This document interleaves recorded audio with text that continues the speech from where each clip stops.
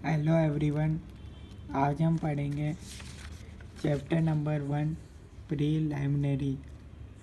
ये है C inter का चैप्टर नंबर फर्स्ट, जो कि कभी एग्ज़ाम में 11 नंबर का भी आया हुआ है, वो है जुलाई 21 में।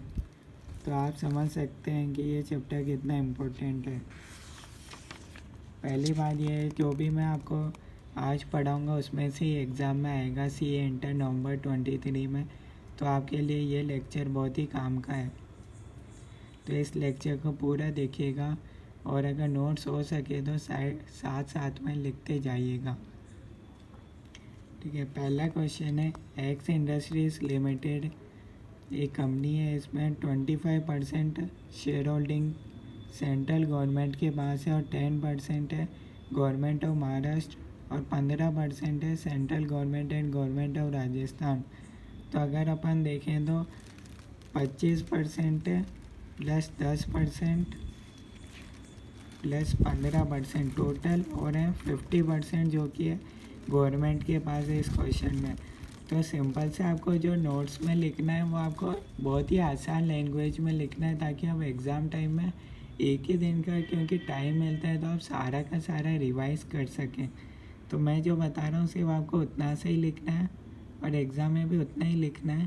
तो थोड़ा आप लिख सकते हैं, क्योंकि आप एक बार समझ जाएंगे तो आप लॉ में एक बेसिकली क्या होता है, आपको एकदम कानून जो होता है ना वो लिखना है और उसके बाद कंक्लूजन लिखना होता है।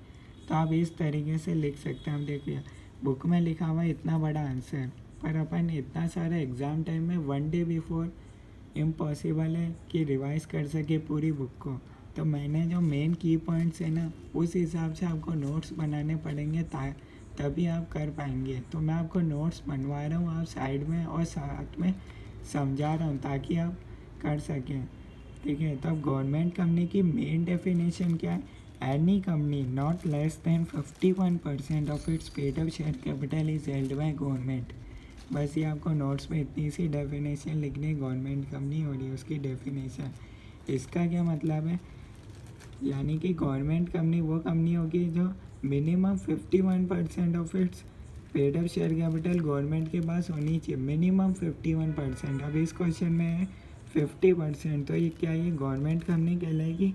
नहीं कहलाएगी। ये कंक्लूजन में आप पढ़ सकते हैं, x industries limited is not a government company. ठीक है, तो आपको पहला क्वेश्चन समझ आएगा।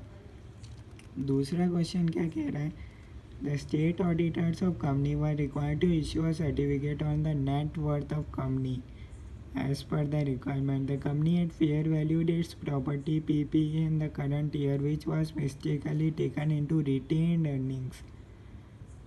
अब आपको बताना है फेयर वैल्यूशन जो है नेटवर्थ का वो एज पर रिक्वायरमेंट से गया।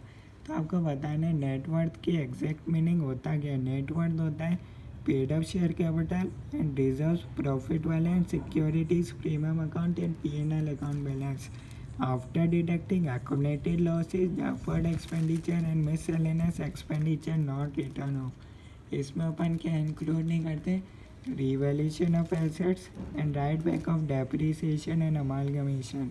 तो बस ये इतना सा आपको लिखना है, ये कानून जो है वो, ताकि आप एक दिन पहले एग्ज़ाम में आराम से रिवाइज कर सकें और आपको full out of full marks मिल सकें। तो ये थी नेटवर्थ की डेफिनेशन। ठीक है, यानी कि ये जब भी आप लेंगे paid up capital and reserves profit and securities premium account and P&L account, इसको आपको अगर एक्यूमुलेटेड लॉसेस है किसी कंपनी के तो उसको डिडक्ट करने के बाद लेने डेफर्ड एक्सपेंडिचर, इसमें इसको इंक्लूड नहीं करना है। तो यहाँ आप देख सकते हैं इतना बड़ा आंसर और अपन ने इसको कितना शॉर्ट में समराइज़ कर दिया। और हाँ दोस्तों, मैं जो पढ़ा रहा हूँ उसमें कोई मैजिक बुक नहीं है, कोई मेन बुक नहीं है, सिर्फ एक बुक होंगे आपके मेन नोट्स, जो कि आप मेरी इस वीडियो में साइड में लिखते जाएंगे, ताकि आप एक दिन में आराम से रिवाइज कर सकें। क्योंकि कई टीचर क्या होते हैं, मेन बुक आराम से दे देते हैं, मैजिक बुक दे देते हैं और एग्ज़ाम में कुछ आता नहीं है, समझ नहीं आता क्या पढ़ें क्या नहीं पढ़ें। मैं जो पढ़ा रहा हूँ एकदम क्लियर एंड कट पढ़ा रहा हूँ। ठीक है, तो चैनल को ज़रूर सब्सक्राइब करें।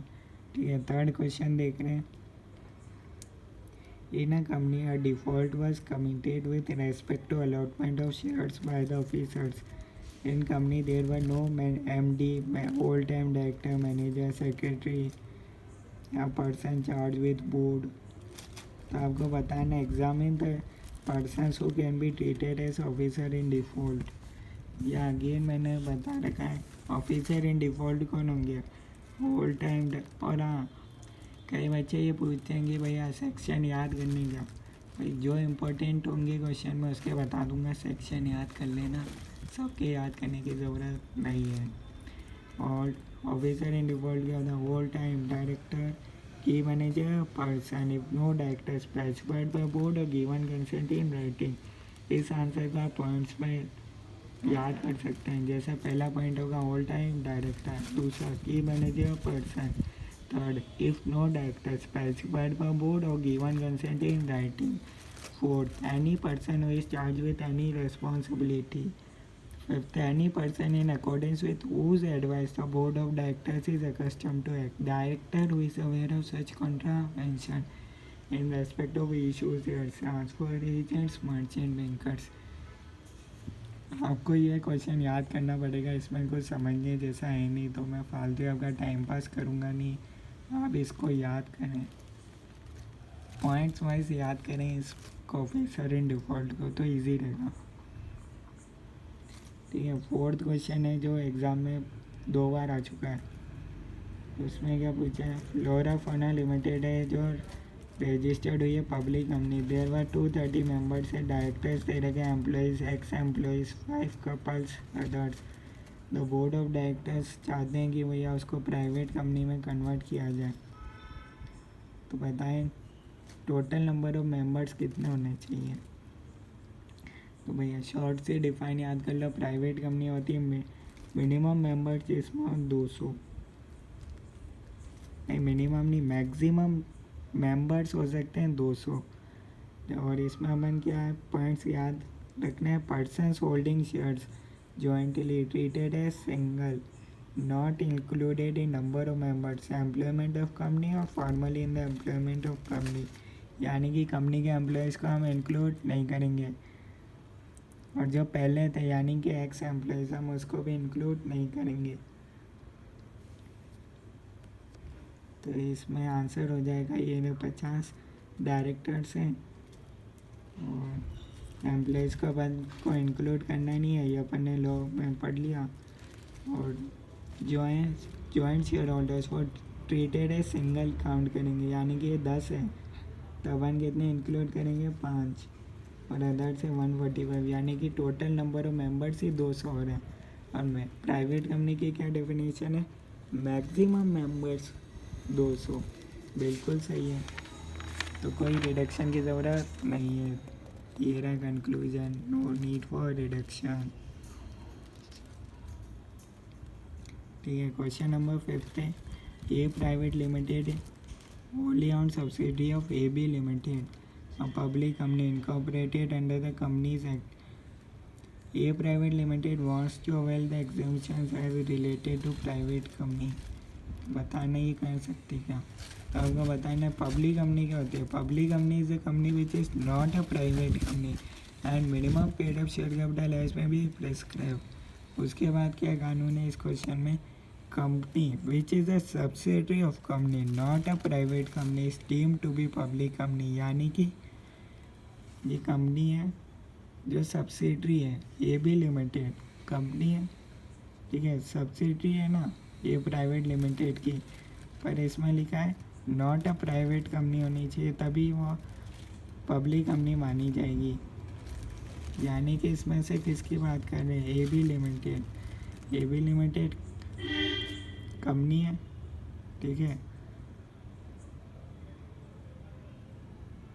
और वो सब्सिडी किसकी है, ये प्राइवेट लिमिटेड सब्सिडी है और वो प्राइवेट कंपनी नहीं है, तो ये मान ली जाएगा ये पब्लिक कंपनी है। यहाँ पढ़ सकते हैं, एक बार आप इसको ज़रूर पढ़ें। यहाँ ये प्राइवेट लिमिटेड सब्सिडी है ए बी लिमिटेड की, सॉरी ये प्राइवेट लिमिटेड है ए बी लिमिटेड की, यानी कि ये कंपनी है वो सब्सिडरी है AB लिमिटेड की, नॉट अ प्राइवेट कंपनी। हाँ, तो ये सब्सिडरी AB लिमिटेड देख लीजिए, पब्लिक कंपनी, प्राइवेट कंपनी तो है ही नहीं, तो ये पब्लिक कंपनी मान ली जाएगी। ये will deem to be public company. ठीक है, इसकी बात कर रहे थे अपन। ये प्राइवेट लिमिटेड सब्सिडी है, थोड़ा सा ध्यान से पढ़ना पड़ेगा। ठीक है, अगला क्वेश्चन है रिलेटेड पार्टीज़ का। तो रिलेटेड पार्टी में मैं आपको बता दूँ, related party means any body corporate which is holding subsidy associate of such company, subsidy of holding company to which it is also subsidy investing company. This rule does not apply on private company. अब ये जो main कानून है इसको आप लिख लें और इसको आपको याद करना पड़ेगा, और बाकी मैं इसको आपको समझा देता हूँ। पहले इसमें पूछा XYZ प्राइवेट लिमिटेड की दो सब्सिडरी है, Y private limited and Z private limited. तो ये मैं आपको बता दूँ, ये रिलेटेड पार्टी नहीं है, क्योंकि ये रूल अप्लाई नहीं होता प्राइवेट कंपनी पर। ये not apply on private company आपको बताया, पर ये एक तरीके से रिलेटेड पार्टी मान ली जाएगी Y and Z private limited, अगर दोनों के पास कॉमन डायरेक्टर होंगे तब मानी जाएगी, बाकी ये रिलेटेड पार्टी नहीं है। दूसरे में पूछा XYZ लिमिटेड पब्लिक कंपनी, दो सब्सिडीज है, Y private limited and Z private limited.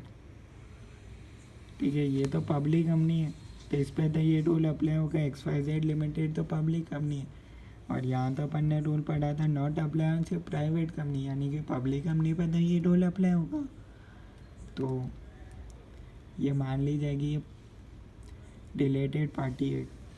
ठीक है, ये शॉर्ट टिक 3। तो दोस्तों आज की वीडियो में अपन इतना ही डिस्कस करेंगे। आप चैनल को सब्सक्राइब करें ताकि आपको अगली वीडियो में अपन आगे का ये चैप्टर कवर कर सकें।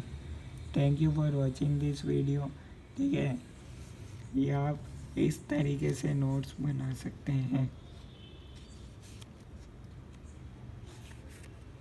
और एक बार आप बनाएंगे ना एक चैप्टर की और एक बार पढ़ के देखेंगे, गारंटी है अगर एग्ज़ाम में एक भी क्वेश्चन बाहर से आ जाए ना तो वीडियो को डिसलाइक कर देना।